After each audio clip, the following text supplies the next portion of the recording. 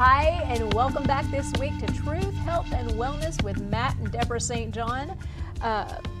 Welcome, guys, back, and I know you guys have probably, I guess, had a busy week, you said? It's been pretty busy, yeah. It's been very busy, yeah. What has been going on that you're seeing a lot of this week? There are a lot of sick folks, still a lot of sick people, a lot of virus, a lot of viral issues going. COVID is still here, the flu here, strep here. And so we're dealing with a lot of that, and we're really busy these days. We are. We just put some fresh fire cider on, so in about 4 weeks it'll be ready. And of course, everyone's wondering, what is fire cider? Well, do you want to Is that the one that we saw the pictures of online? Yes. Okay, yes. that looks nice. So basically, it's an apple cider vinegar tonic that has just a multitude of things in it, and everybody's is probably a little different. You know, you just horseradish, you take turmeric, what you can get, what's available, and it's like onion, ginger, black peppercorns, turmeric, orange, lemon, several other garlic things. and onion. Garlic, yeah. Do you drink it, or? You do. You let it ferment for about a month, and then you strain it all off, and you take a shot of it a day for good immunity. It helps with colds, flus. It also has oregano and thyme in it, so it's it's an antiviral, antibacterial. Good for the lungs, good for the bronchioles. Yeah, it's help warm you up on a cold day. It's really, really good. And when they come in your store, because I know I used to in California get the little shot bottles of the stuff that you would take, like similar to that. Is that how it's done at your place, or do you buy a bigger bottle? It's going to be an 8-ounce bottle. Yeah, we'll sell them in bottles that they can use, multi-use bottles. Okay. Yeah, we're super excited about that. Well, for everyone out there, we are live, so if you have any questions, there's going to be a number on your screen. You can call at any time, and we'll take your questions that way, or Facebook Live. We will have questions, answers for your questions if you send those questions in on Facebook Live, so feel free to do that. And let's go ahead at the moment here and jump into some we've got here. What do you think about intermittent fasting, and is it healthy? Oh, wow. Well, intermittent fasting, basically we're talking about periods of times that people select, normally in advance, that they will spend fasting, which means not eating. So they'll fast. A lot of people fast breakfast, and a lot of people fast breakfast, and it's of course extremely unhealthy to do that. Then other people will choose other meals, or they'll go entire days, or they'll pick days of the week that they'll fast primarily, or maybe they'll just do liquids. Several different types. I mean, there's so many different types of intermittent fasting. Problem that I have with intermittent fasting is that it can be very, very hard on the pancreas. It can be hard on your glucose, your blood sugar. What happens when you don't eat? Well, your sugar drops, you lose your energy, you get lethargic. You could even pass out and even die if the hypoglycemia to severe degrees. So it's not a good idea to send yourself into a hypoglycemic state very often and consistently. I'm not an advocate of intermittent fasting for the most part, especially with people who have, let's just say, less than perfect insulin levels or their glucose levels. We need constant protein, we need constant energy, we need constant nutrition, we need to also repair our bodies. So we need to eat according to basically how we live and the type of lifestyle and the type of activity level that we have. And so if people are, they're working out, we have a daughter, for example, who just started doing track. Well, she already weighed 85 pounds before she started doing track, so now she's doing track and she's already thin. And now she also does dance. So there are days where she does dance and track on the same day. So obviously, can you imagine her caloric load for the day needs to be much higher. The protein intake needs to be much higher. And if she were to intermittently fast the day or the day after that she had that much exercise, she could fall over. Yeah. So it's not a great idea to pick, but people need to get in tune with their bodies. They need to understand what they're doing. If intermittent fasting is what's going to stimulate someone to jump into a lifestyle of health and wellness, and then by golly, do it. But once you learn and understand your body, you'll quit doing the intermittent fasting for the most part. That's sort of like people who are taking and eating these extremely high protein, high animal fat diets. It's something that we don't agree with, because we watch their cardiovascular systems, we watch their bodies and the toxicity levels as this happens, and they'll lose weight to start with, of course, because they drop their carbohydrates. But what goes up normally comes down, and that's the same with metabolism. So it's generally not a good idea to skip meals, especially not breakfast. Donald Lehman, who's a research scientist, probably one of the best when it comes to protein, he and I met and had a good bit of conversations. We were actually sitting at a table in Turkey, in Ephesus, Turkey. So we're sitting at a table at having lunch. There's about 30 cats underneath our table, and we're having this conversation about protein, about metabolism, about eggs, about all these different things, because I was really grilling him. And we were getting into the details about, if you wake up in the morning and it's time to program your body. So it's sort of like a computer. If you don't program it, if there's no programming in the computer, it's worthless. If there's no software, there's no data. So if you don't program your body, and if you don't allow your body to be programmed in the right way, then it's not going to run right. So it's been proven that eating breakfast, eating around 20 to 30 grams of protein first thing in the morning, within 30 minutes of waking up, stimulates metabolism, helps your body to be programmed to burn body fat rather than trying to burn sugars and carbohydrates, and it makes sure to spare your lean muscle tissue. So if you get that breakfast, if you get that nutrition, you get that protein in the morning first thing, you're healthier. People who skip breakfast are less healthy. So it's important that people understand, which meals are the most important, especially in their lives, according to their lifestyle, how they work. But the main thing is, for most people, breakfast is extremely important. Skipping breakfast is a terrible idea. Right. Yeah. You met with a doctor one time who was fasting. Do you remember that? The meeting you had with him, and he could hardly even think straight. Yeah. He could hardly even form sentences properly, and he was a medical doctor handling patients, but he was fasting. He was so lethargic he couldn't think straight. It was weird. It was scary. He wasn't a very good advocate for intermittent fasting, Yeah, considering that he could wouldn't barely work, would talk or think straight. Forget about that. Yeah, it was weird. That was weird. But it happens a lot, and hypoglycemia is something that a lot of people put themselves into, and it's not a good idea. Hypoglycemia will typically, or can lead to type 2 diabetes eventually, but it's certainly going to contribute to a poor metabolism, low energy, and it's also going to affect your cardiovascular system. It's going to affect your heart negatively, so it's not a good idea. No, and it's not a good way to lose weight either. Nope. By intermittent fasting. You might think that it would help, eating less a day, but it's not a good way. The optimal diet is as many calories as you can possibly consume that aren't spilling over into stored body fat. So why are we trying to not eat when what we really need to be doing is just eating the right things? Yeah. Exactly. So bye-bye Krispy Kreme donuts. No. Bye-bye Krispy Kreme. Yeah, well, every once in a while, if it's one of those, we weekend snack. We have this policy, which is, I don't know how great of a policy it is, that on the weekend, which is, what's the weekend, by the way? Is it Friday, Saturday, Sunday? Yeah, or is right, it just Saturday and true. Sunday? Or is it Sunday night? Sunday night might not be the weekend. Thursday night hard could to be the say. weekend. It could. That's tonight. It Cake. could start early. So what we do, and we travel all these we go to the Amish, we go to the Mennonites, and it doesn't matter how healthy we are or how we live, they're always like, here, have pie. So it's like, we go to Peru, it's like, here, have cake. It's like, cake, I didn't know you had cake in Peru. So it's funny because we go to these places, we get these what we call yum-yums. Yeah. But then it's like, when do we eat it? Yeah. It's like we go to the Mennonites and we'll have an entire table to spread. I mean, we have bread, we have cookies. What's the whoopie pies? Whoopie pies. The Amish and the Mennonites make whoopie pies. It's Cinnamon rolls. It's not those like things- moon pies, or? Well, it's like moon Kinda, pies but with not. with extra type 2 diabetes built in. I mean, these things are stout, and so they make this stuff, and they normally don't even eat it themselves, but they make it for people like us, the English, that come by and buy it, and then we stock up, and it's like, well, we can't even eat all this on the weekend. Right. There's not enough weekend to eat all this stuff before it goes bad, because guess what? The Amish and the Mennonites don't use preservatives, so that We have to share it a lot. we share the love. Yeah. But the weekend snacking and the weekend, it sort of helps us to say, okay, well, it's Monday, we can't have the Krispy Kreme. Oh, it's Friday night. Let's do the Krispy Kreme. Time to party. Yeah. Boundaries. Yeah. Hopefully something better than Krispy Kreme. But yeah, it's important to set standards and to have common sense built into your diet, but at the same time, don't restrict yourself. If you've gone a week and you want ice cream, eat ice cream. Yeah. You know, you might go to the grocery store Just and don't get eat some the whole gallon. organic. Yeah, get some organic. That's the funny thing too. If it says organic, or if it's like low sugar, or if anything, you know, anything's GMO free, it means, oh, I can eat more. No, that doesn't mean Not that. exactly. Organic doesn't mean fat free. That's a fact. I had a boss back in the day, and that was the thing. It was some diet going around, but she's like, they said I could eat anything, so I ate a whole gallon of ice cream, and I gained all this weight. And it's like, yeah, you probably can't eat that much. When I first got into this, I was turning 16, and I basically, it was during the process of turning 16, and I remember how confusing it was, because in 1992, 93, it was the low fat diet. Remember, it didn't matter how many carbs or how much sugar was in it, but they'd have like a pie or something to say fat free, and you'd be like, well, my goodness, I'll just eat the whole thing. Right. And, Exactly. And of course, to take the fat out is actually, in many cases, taking some of the only healthy, you know, parts out of the pie. You know, the butter or the whatever. Of course, you don't want margarine, you don't want things like that.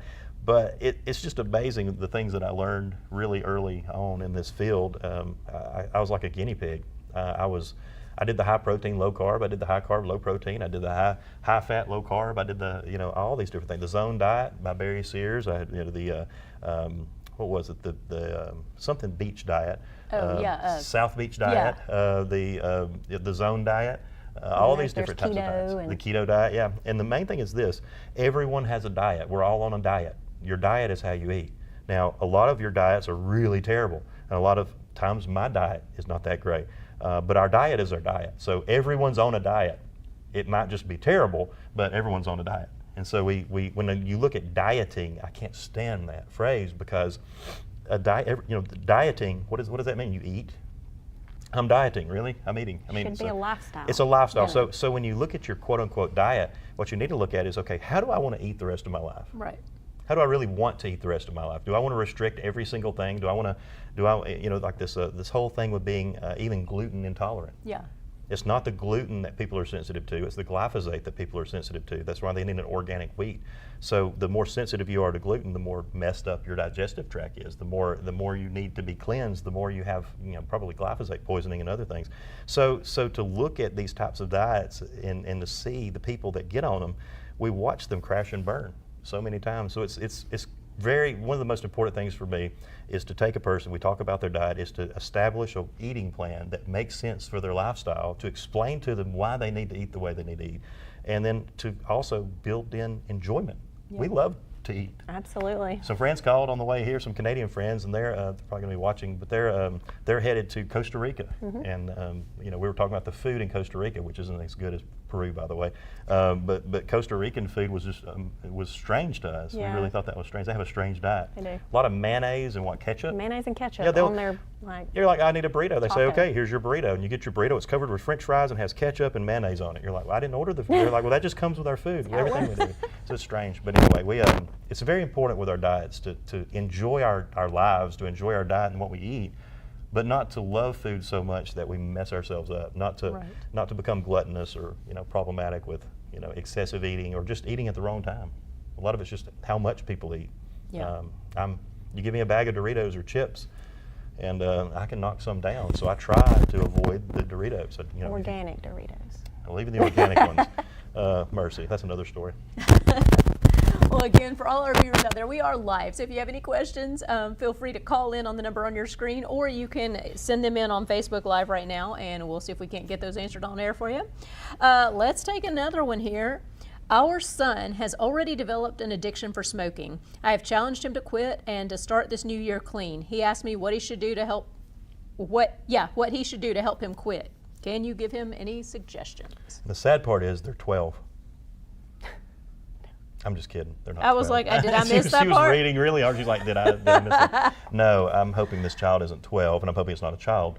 But it's common. I mean, I remember some things back when I was 14 and 15 that may or may not have ended up in my saxophone case, you know, and whatnot. And I remember my dad finding a pack of Camel filterless one time.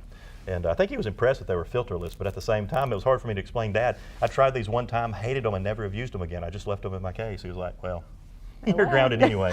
So that fixed that. At least I didn't have to sit and chain smoke the entire pack. But it's very interesting when you look at tobacco. I mean, you can sit and tell kids all day long, smoking is wrong. It's disgusting. It's unhealthy. It's going to kill you. They know all that already. So really, what you need to figure out is, why does your son want to use something that's going to kill them? They know it's not a matter of if, it's just a matter of when. Your life is going to end sooner by smoking, and you're going to die in a more miserable way than if you don't smoke. So why would you smoke? It's going to affect adversely your cardiovascular system. It affects your immune system. It affects your breath. It affects your lifestyle. It affects who's going to be in a relationship with you. It affects your digestive tract. It affects your reproductive ability. You know, it's like, okay, well, you know, it's like, son, if you want to be terrible in bed, if you want to, you know, have stinky breath, if you want to die earlier than you should, and if you want to have cancer, and if you're really obsessed with stinking all the time, and being on a drug that when you get off is going to cause you to swell up like a pig, then smoke. But if you don't. And so that's, but here's the thing too. Now that they've started on this tobacco product, it's not just the tobacco that's the problem. It's not, you know, in Peru they use mapacho. Mapacho is a tobacco that's used medicinally in Peru, and we've used mapacho. And mapacho is an incredible, it's a very intense, it's also 10 times stronger than Virginia tobacco. It's called Nicotiana rustica. And they use that tobacco with much respect and in a medicinal way. No one's addicted to it. It's not full of chemicals. It's not sprayed with a bunch of Right. stuff. So here's the thing. I had a friend who was interesting. He called himself a shaman, and but he lived over in Alexandria, and for a little while. And so this individual ended up in Birmingham. They were an herbalist, but they were really good at extractions. So they were basically more or less like a chemist. And they were really working hard. I'm saying they in past tense because this person has passed away since now. But we were doing some business with each other as far as they were doing some tinctures for us at St. John's. And one day they called me. This individual called me and he said, "I'm going to have to quit doing tinctures for you." I said, "Why is that?" He said, "Well, I signed a non-competition agreement. I got a deal. I got a contract." And I'm saying, well, who on earth did you get a contract with that's so big that you can just cancel all your accounts? You know, I thought this guy was trying to be an herbalist. Right. Well, it was with Philip Morris. Oh, that explains it. And so this was very interesting because at the time he was experimenting with valerian root, and he was experimenting with wild lettuce, and he was experimenting with a couple of other herbs. And these botanicals that he was experimenting with, he was extracting so strong that you could take 1 drop of his valerian root tincture and you would get tired. 1 drop. And so in doing this, he was also very interesting, very kind of peculiar person. And he was researching things to make things more addictive. He was researching how to extract constituents from botanicals that would make other things more addictive, like drinks or sodas or whatever. And that's the last thing that I knew that he was working on. And then he got a gig with Philip Morris. And that's the only thing that he was working on. So obviously, you know, when you deal with tobacco companies, you deal with big tobacco and you deal with all, you know, it's very strange how you can go down to Peru and you look at the people who smoke. You go to other countries and that don't use the chemicals and the filters and all the different things on their tobacco, and the people are not dying of lung cancer in the same incidence.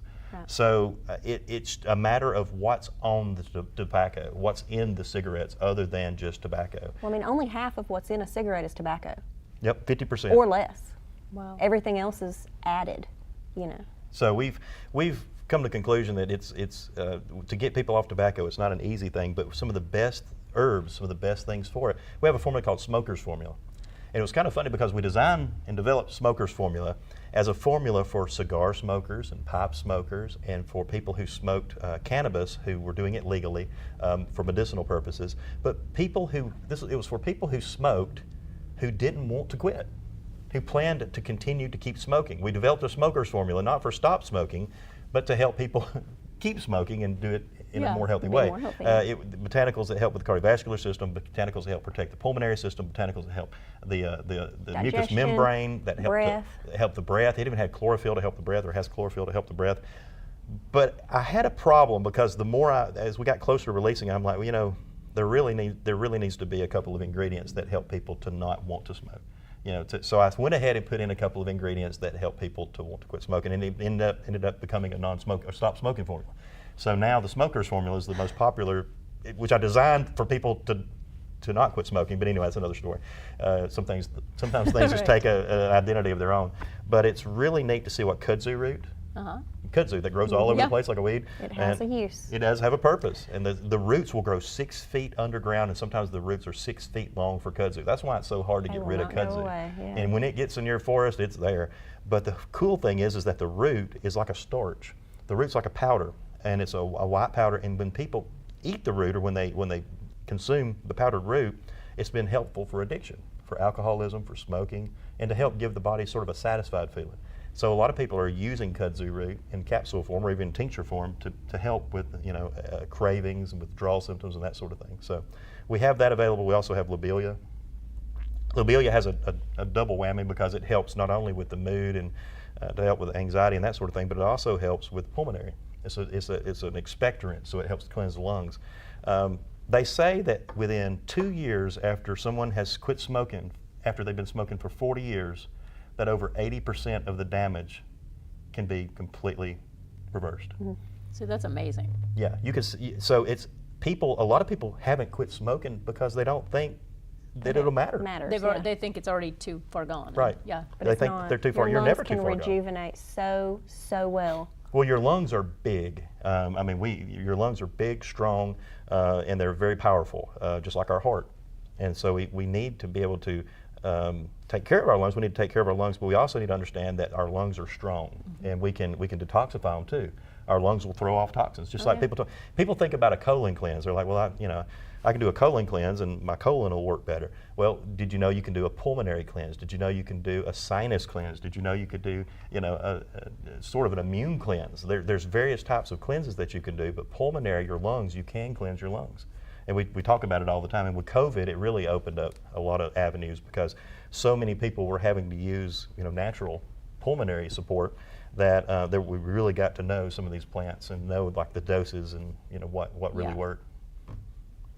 Well, I was going to throw in with that, but is there anything different for those that are vaping? Because there's so many young people out there vaping now that, from what I've been around, they almost think it's not near as harmful as smoking, but I question that. But if I handed you a glass pipe, a lighter, and some antifreeze, and said, I want you to smoke some of this, would you do it? Oh, no. No, you wouldn't do it. Even if you trust me, you'd be like, okay, well, you've lost Even your if mind I didn't today. like somebody, I wouldn't make them do that. You've lost your mind and you're crazy. So you wouldn't do it. Well, everyone who's vaping is. Propylene glycol, it's antifreeze. You can get vapes that don't have propylene glycol, but you have to dig deep and find them. The problem with vapes are the solvents used in the vapes, and there is no regulation. The government did this fake, bogus, ridiculous thing by banning Juuls. They banned one brand. So it's almost like the government selectively found a company they didn't like. They banned that company. They used all the legislation, had all these Republicans and Democrats, patting each other on the back. Good job, Jimmy. You did great. You're going to save all those little kids' lives. No, that's one brand. They just used a different brand. All they did was price lock and destroy and get that brand out of the way. But the main thing is that we have these stores popping up left and right. And sometimes they'll even call them like a nutrition store or something crazy. They'll be like, CBD. Well, it's not just CBD, it's synthetic THC. Most of these places are selling. Your kids are running around with these vape cartridges, and these vape cartridges are not just some innocent nicotine-containing product. Half of them have THC in them, which is marijuana. It's actually not marijuana-derived because it's cannabis-derived. It's hemp-derived. So they're getting these things, but when I say derived, that's a loose statement too. Half the time it's synthetic THC. There's no regulation. No regulation. And you can go buy it at the Texaco. Abdul will sell you some. Buy 12, get one free. It's good for you. And so they'll be happy to. And your kids are running around smoking it, and it's more discreet. It's easier to do. It doesn't stink as much. It doesn't even smell like marijuana half the time. If your kid's vaping, you should take the thing and you should destroy it right in front of them. And you should basically tell them that they're idiots for using it and that you're not going to tolerate it. It's ridiculous. Anyone who's vaping right now is foolish. No, I mean, why would you vape? What are you trying to deliver? We even saw the other day B12 vapes. Yeah, B12, trying to vape vitamins. It's ridiculous. Yeah. Yeah. Yeah, Flintstones brand here. Exactly. Flintstones vapes for kids. Someone says, my feet ache continuously. Could this be due to a lack of blood flow to my feet or something else? I have no previous injury or surgery done to my feet. Well, I want to say that I'm just going to assume that they have changed shoes. But assuming things for me doesn't work out very well. So I'm going to mention, obviously, that if you are having trouble with your feet, that you should possibly look into a different shoe with a different arch, different type of shoe. I've been wearing for the past, 2 years or so, maybe 3 years, I've been wearing a Turkish shoe. It's a handmade shoe called Sabas. And they're, I'm wearing it right now. I'm not going to take it off and show you. I might. I thought about it actually before I started talking about this. But the Sabas they have a very thin, flat sole, and they call them earth shoes because it's supposed to help with your feet.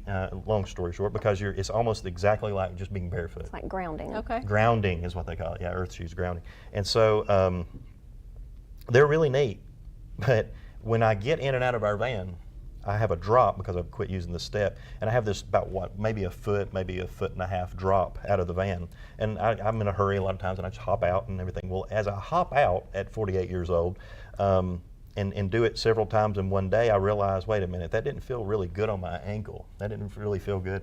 And so then I got a pair of a Danner hiking shoes, which I wear boots, but I don't ever wear shoes like that. And so I got those that actually had an insole, an outsole, a big, thick sole. And oh my goodness, it was like Total walking on difference. air. And so for things like getting at, for the shock, for something that needs absorption, that's the kind of shoe that I need.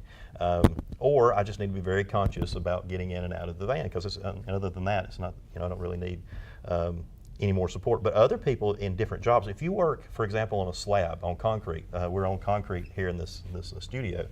If you're going to be on that type of environment, that type of floor, you might look into something like Clark's or some kind of shoe that's very good. I think Clark's is started as a nursing shoe, which was helpful for nurses because they're on their feet all the time. Other than that, B vitamins. B vitamins and anything that helps with circulation. Your B complex vitamins would help probably in this situation, but also your circulatory herbs like butcher's broom would be really good. Cayenne pepper, horse chestnut. Horse chestnut is often used for people with varicose veins in their legs. Okay. A lot of times that's something that can be really helpful for varicose veins, butcher's broom and horse chestnut. But people also use it for when they have neuropathy or leg pain or foot pain. So that could be something to look into. But I would definitely look into the shoes, and then I would look into maybe some things that would help with the overall pain in the feet. Also, reflexology and foot massages.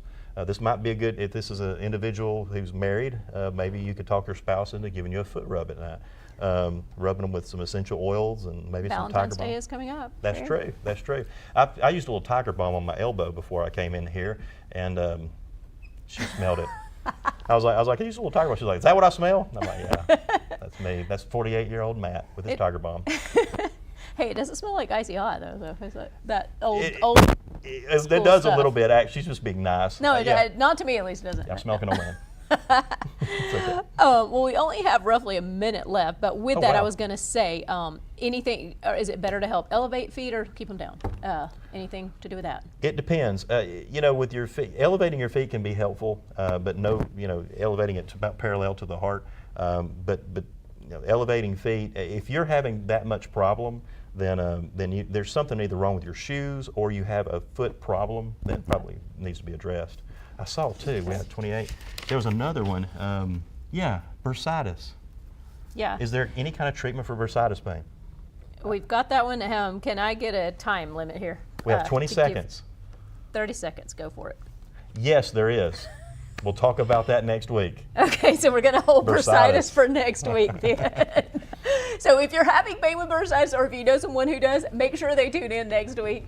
And then for everyone out there, we want to thank you for joining us again tonight for Truth, Health, and Wellness with Matt and Deborah St. John. Again, feel free to send in questions even after the show's over, and we'll try to get them to them, see if we can't get them answered for you. We hope you have a wonderful week, and we'll see you back here next week. Thanks.